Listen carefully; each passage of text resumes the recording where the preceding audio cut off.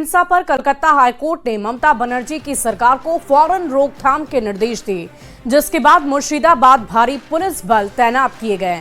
वहीं वक्फ कानून पर ओवैसी के मुस्लिमों को भड़काने वाले बयान जारी हैं, जिस पर बीजेपी और कई मौलानाओं ने भी ऐतराज जाहिर किया है।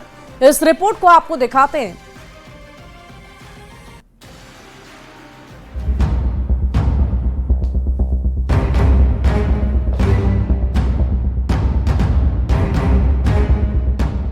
वक्फ कानून के विरोध में पश्चिम बंगाल में हुए हिंसक प्रदर्शनों को लेकर कलकत्ता हाईकोर्ट के आदेश के बाद पुलिस और पैरामिलिट्री के जवानों की संख्या बढ़ाई गई है। राज्य के साथ केंद्र सरकार हालात पर नजर रख रही है। वहीं AIMIM चीफ असदुद्दीन ओवैसी ने वक्फ कानून को लेकर फिर एक बार मुस्लिमों के खिलाफ बताया।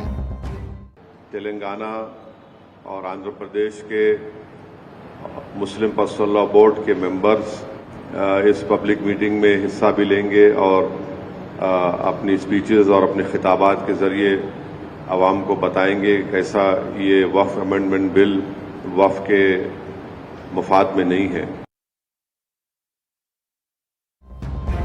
बीजेपी नेता ने मुर्शिदाबाद हिंसा को लेकर ममता सरकार पर बंगाल को बांटने का गंभीर आरोप लगाया है। ममता बनर्जी संभवतः उस रास्ते पर जा रहे हैं जिस रास्ते पर एक बार बंगाल का विभाजन 1905 में हुआ था।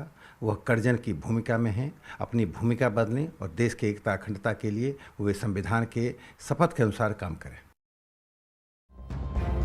मुस्लिम धर्मगुरु मौलाना शहाबुद्दीन रजवी बरेलवी ने पश्चिम बंगाल में हुई हिंसा में मारे गए लोगों पर अफसोस जताया, तो वहीं साजिद रशीदी ने विपक्ष पर मुसलमानों को भड़काने का आरोप लगाया कि ये जो बिल है वक्फ संशोधन बिल, इससे आम मुसलमानों को कोई नुकसान नहीं है।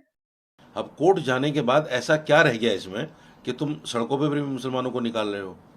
ये असल में देश में दंगा कराना चाहते हैं, खासतौर से ओवैसी देश में दंगा कराकर मुसलमानों को भड़काकर एक बड़ा आंदोलन छेड़ना चाहते हैं, हिंदू मुसलमान करना चाहते हैं।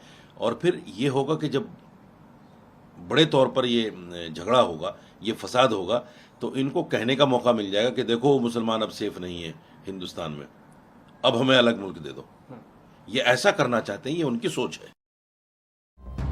बीजेपी विधायक शुभेंदु अधिकारी ने सोशल मीडिया प्लेटफॉर्म पर वीडियो जारी कर मुर्शिदाबाद के धुलियान से 400 से ज्यादा हिंदुओं के पलायन का आरोप लगाया है। Bureau report, news 18। और इधर वक्फ के नाम पर पश्चिम बंगाल में जारी हिंसा पर सीएम योगी ने विपक्ष पर करारा प्रहार कर दिया है।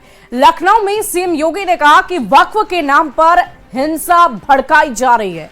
विपक्षी नेता राष्ट्रीय नायकों का अपमान कर रहे हैं। इस रिपोर्ट को आप भी देखिए।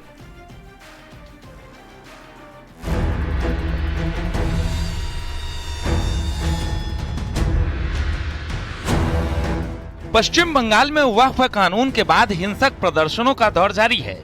अब तक 150 से ज्यादा उपद्रवियों को गिरफ्तार किया जा चुका है। लखनऊ में सीएम योगी ने पश्चिम बंगाल की हिंसा को लेकर विपक्ष पर करारा प्रहार किया।